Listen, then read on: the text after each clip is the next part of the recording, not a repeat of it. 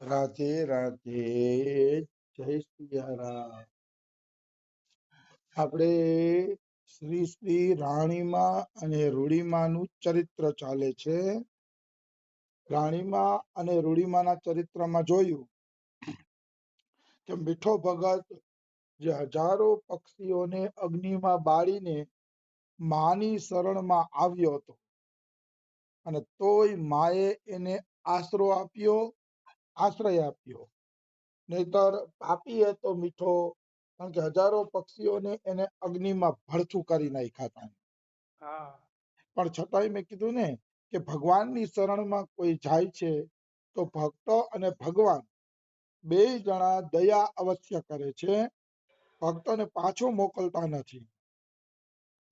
આ રીતે મીઠાને શરણમાં લીધો છે અને મીઠો સાધુ સેવામાં લાગી ગયો છે.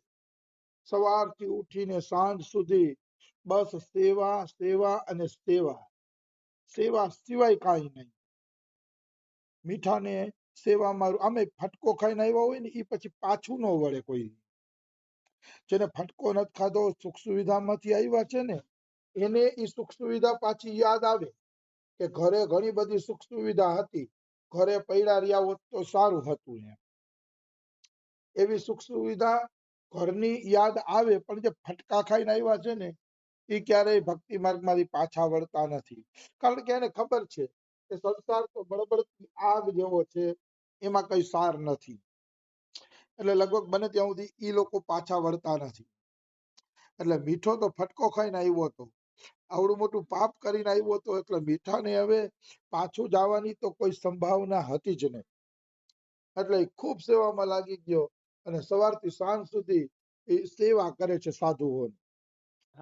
પછી હું થયું, એક વર્ષ મીઠા ભગતને રાજકોટ આવ્યા એનું થઈ ગયું, પણ એક વર્ષ સુધી એને ખરા મનથી સેવા કરીને બધાયના મન જીતી લીધા. અમારા રમેશ બાબા કહેતા હો કે સેવા કરે ને એ કોઈ દી દુખી નો રહીએ, સેવા કરશે એને સામેથી બધા રોટલો આપવા આવી જશે, તમે રોટલો જમી લ્યો, તમે ભજન કરો. સેવક કોઈ દી દુખી રહેતો નથી. જે હૃદયથી સેવા કરે છે ને એની વ્યવસ્થા રાધા રાણી કરે છે. આ મારા રમેશ બાબા કહેતા છે. એટલે મનુષ્ય ખરા મનથી સેવા કરવી જોઈએ. જે ખરા મનથી સેવા કરે છે કોઈ દી દુખી નથી રહેતો. શબ્દે સેવક ધર્મ કઠોરા. હાલાકી સેવક ધર્મ કઠોર પણ છે, એવું નથી કે સરળ છે, પણ છતાંય સેવાથી ભગવાનનું દિલ વધુ જીતી શકાય છે. અને આ મીઠાએ સેવા કરીને રાણીમાના એના બધાયના દિલ છે ને જીતી લીધા સેવાના કારણે. પછી શું સેવા કરતો મીઠો ભગત? જુઓ, આવી રીતે સેવા કરતા. ગાયો ચારવી, વાસીદું વાળવું, સંતો માટે દરણું દળવું અને મેલા ઘેલા સાધુઓના કપડા ધોવા, એ તો મીઠાને મન મોજનો વિષય હતો. હું તમને એનો વિસ્તાર કરું. ગાયો ચારવી એટલે મીઠો ગાયું ચરાવવા પણ જાતો. ગાયું ચરાવવા ભલે અડધો દી જાતો હશે, કે ગાયુંને ધણમાં મૂકીને વળી પાછો સેવા કરવા આવી જાતો હશે, જેમ કરતો હોય એમ. પણ રોજે રોજ એક બે વખત સીમના ધક્કા થતા એને ગાયું જોવા માટે કે ગાયું બરોબર ચરે છે કે નહીં. એટલે ગાયો ચારવી અને ગાયો ચારવાની દેખરેખ રાખવી એ જવાબદારી મીઠાની હતી. પછી વાસીદું વાળવું.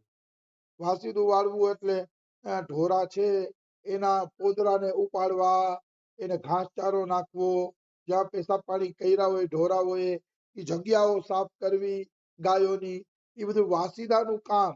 ઉપરાંત સાધુ સંતો જમી જાય પછી કચરા પોતા કરવાનું કામ. આ જે કઈ વાસીદું વાળવાનું હોય ને એ બધું પણ મીઠો ભગત ભેગા ભેગું કરે. સવારે મને લાગે છે ધણમાં વયા જતા હશે, અને સંતો બપોરા કરે ત્યાં તો અહીંયા સંતોની સેવામાં હાજર થઈ જતા હશે. ભલે અહીંયા ગાયું ને કોકને હવાલે સોંપતા જતા હશે, પાછા સાધુ સેવા કરીને વળી ગાયું લેવા હાજે ઉપડી જતા હશે. એટલે મીઠો વાસીદું વાળતો, ગાયું ચારતો અને સંતો માટે દરણું દળતો. મને લાગે છે કે આ દરણું કાં તો મોડી રાતે દળતા હશે અને કાં તો તનક વાગે ઉઠીને પછી દળતા હશે, કારણ કે દિવસના એને કઈ ટાઈમ રહેતો નહીં. એટલે ત્રણ ત્રણ વાગે મારા ખ્યાલ પ્રમાણે દરણું દળવા માંડ્યા છે મીઠા ભગત. જો આવી તન મન ધન થી સેવા કરે ને ત્યારે ભગવાન તમારા ગુના માફ કરે છે, ત્યારે તમારા પાપ માફ કરે છે. એમનેમ નહીં, ભજન કરવું પડે છે. ભજન વગર કોઈ દી કોઈના પાપ કપાતા નથી. અત્યારે જે કાંઈ આપણે સુખ સુવિધા મળી છે કે સારું જીવન મળ્યું છે એ પાછલા જન્મના ભજનનો જ આધાર છે. ભજન વગર કોઈને સુખ મળતું નથી. આવી વસ્તુ છે. તુલસીદાસ કહે છે કે રેતીને પીલો તો કદાચ તેલ નીકળે અને આકાશમાં કદાચ ફૂલ ઉગી શકે કે પણ હરિભક્તિ વગર કોઈનું કલ્યાણ થાય કે કોઈને સુખ મળે એવું કદાપી સંભવ નથી. એ કદાપી સંભવ નથી. એટલે આ બધું ભજન થી થાય છે. જો મીઠાના બધાય ગુના માફ એટલે થઈ ગયા કે એને આ બધી સેવા કરીને ભગવાન અને ભક્તોના મન જીતી લીધા હતા. સંતો માટે દળનું દળવું એ જમાનામાં ચક્કી તો હતી નહીં એટલે લોટ ઘરે દળતા. 25 સંતો જમતા હોય એટલે એનું દરણું કેવડું મોટું થાય. લોટ દળવાનું દરણું પણ એનું એવું મોટું હોય. આવી વસ્તુ છે. એટલે મીઠા ભગત દરણું દળતા અને છેલ્લે કીધું મેલા ઘેલા સાધુઓના કપડા પણ ધોતા. એ તો મીઠાને મન જાણે મોજનો વિષય હતો. મીઠાને બહુ મોજ આવતી. ત્યારે સાધુ એમ કહેતા ને કે મીઠા અમારા કપડા તો ધોઈ દેજે, મેલા થઈ ગયા છે. તો મીઠાને મન તો મોજની વાત. તરત કપડા લઈ સાધુઓના નદીએ હાલી નીકળતા અને નદીએ જઈને મીઠા ભગત બધા સાધુઓના કપડા ધોતા. જો ભાઈ અભિમાનને મારવું પડે છે ત્યારે સેવા થાય છે. અભિમાનને માર્યા વગર સેવા થતી નથી. પેલા એક દિવસ એવો હતો કે મીઠો ભગતનો બાપો ગામનો જમીનદાર હતો અને હવે એ જ મીઠો ભગત અત્યારે ભક્તો અને સાધુઓના કપડા ધોવે છે. અને જયારે આવું આવે ને ત્યારે જેસલ જાડેજાની વાત યાદ આવે. જેસલ જાડેજાએ એક કામ એવું કર્યું છે કે આજ સુધી કોઈ પણ ભક્તમાલમાં આટલી બધી દીનતાની વાત નથી સાંભળી. એ કામ જેસલ જ કરી શકે. જેસલ સિવાય બીજા ભક્તોમાં આપણે જોયું નથી. કદાચ હશે એક થી એક કડિયાતા ભક્તો છે હશે પણ મેં જેસલમાં જે જોયું ને એ ક્યાંય જોયું નથી. જેસલ જાડેજો નદી કિનારે તોરલના કપડા ધોવા જતો. જે માણસ થી કચ્છ આખું ધ્રુજતું. એમ કેતા કચ્છની ધરતી જો કાળો નાગ, કચ્છની ધરતીનો કાળો નાગ હતો જેસલ જાડેજો. એનાથી બધા બીતા. જેને શું વાત કરવી, જેની હાક એવડી મોટી હતી એ વ્યક્તિ તોરલના કપડા ધોવા જાય છે માથે મૂકીને. આપણે બધા તોરલે આવું કામ કેમ સોંપ્યું હશે? એને જરા કઈ દયા નહીં આવી હોય કે આ પુરુષ છે નકામું, સારું ન લગાડે ને નહીં. સાચો સંત એ જ છે કે આપણા અભિમાનના ચૂરે ચૂરા કરી નાખે. અભિમાનના ચૂરા કરી સાચો સંત અને ઈ જ સાચો ગુરુ. બાકી તો બધા પૈસા આપો પછી તમારે જે કરવું હોય એ કરો. આશ્રમને દાન આપો પછી તમે ખાડામાં પડો તો ભલે પડો. એ સાધુ સાધુ નથી, એ ગુરુ ગુરુ નથી. અભિમાનના ચૂરે ચૂરા થઈ જવા જોઈએ. એટલે ગાંધીજીએ જ્યારે સાબરમતી આશ્રમમાં સેવાના વિભાગ કર્યા કે કોણ કઈ સેવા કરશે. એ સાબરમતી આશ્રમમાં સેવાના વિભાગ કર્યા ને તો એ સેવાના વિભાગમાં ગાંધીજીએ એની ધર્મપત્ની કસ્તુરબા ગાંધીને શૌચાલય સાફ કરવાની સેવા આપી. બધા કહે બાપુ તમે શું કરો છો? તમારી પત્ની છે ને એને શૌચાલય સાફ કરવાની સેવા આપો છો? એમ તો કે હા, જેના પ્રત્યે વધુ પ્રેમ હોય ને એને નીચી સેવા આપવી જોઈએ તાકી એને કોઈ દી અભિમાન ન આવે. આ વાત રમેશ બાબાના મુખેથી સાંભળેલી છો. બાકી બધાયનું હું સાધારણ સ્વીકારતો પણ નથી. પણ શ્રી રમેશ બાબાના મુખમાં આ વાત સાંભળી છે કે કસ્તુરબા ગાંધીને શૌચાલય સાફ કરવાની સેવા આપી. અને ગાંધીજીના મોઢામાંથી જે વાક્ય નીકળ્યું ને એ પણ અનમોલ છે કે જેના પ્રત્યે વધુ પ્રેમ હોય ને એને નીચી સેવા આપવી. કારણ કે નીચી સેવા આપશે ને તો એના અભિમાનના ચૂરા થઈ જશે અને એને ભગવાન મળી જશે. અભિમાનનો ફણ ઊંચો ન થવો જોઈએ. રમેશ બાબાના આશ્રમમાં એક વ્યક્તિ 10 લાખ રૂપિયાનું રોજ દાન આપતો હતો. એ 10 લાખનું દાન આપવા વાળો વ્યક્તિ સવારના પોરમાં માન મંદિરના પગથિયા વાળવા માટે અમારા ભેગો જોડાઈ જતો. અમારા ભેગા પણ એ પગથિયા સાફ કરતા માન મંદિરના સવારના પોરમાં. આનું નામ સંત કહેવાય, આનું નામ ગુરુ કહેવાય. કઈ નાનામાં નાની સેવા પણ એને સોંપી દે. ગમે એટલું ભલે દાન આપતા હોય, શું થઈ ગયું? આવી વસ્તુ છે. એક વાત યાદ રાખવાનું, ગમે એવો પૈસા વાળો હોય કે દાન આપતો હોય એના મોઢા ઉપર કહી દેવાનું કે ભાઈ તારામાં અભિમાન રહેશે ત્યાં સુધી તને કાંઈ મળશે નહીં. નાની સેવા તો બધાએ કરવી પડે. અમારા બાબાના આશ્રમમાં હું જોઉં છું મોટા મોટા ઘરના આવતા હોય છે એ બધા સાધુઓને પીરસાવામાં લાગી જાય, બધા સાધુની સેવામાં લાગી જાય. અમારા બાબાની અહીં સિસ્ટમ નથી કે મોટો માણસ આવ્યો તો સાધુ સેવા ન કરે, એવી સિસ્ટમ અમારા બાબાને ત્યાં નથી. બધા પોતપોતાની રીતે સેવામાં લાગી જતા હોય છે. નાની સેવા સોંપે તો હરખાવવું જોઈએ સાધુને. કાંક તો મારા ગુરુજીએ મારા અભિમાનના ચૂરા કરી નાખ્યા, નાની સેવા આપી દીધી.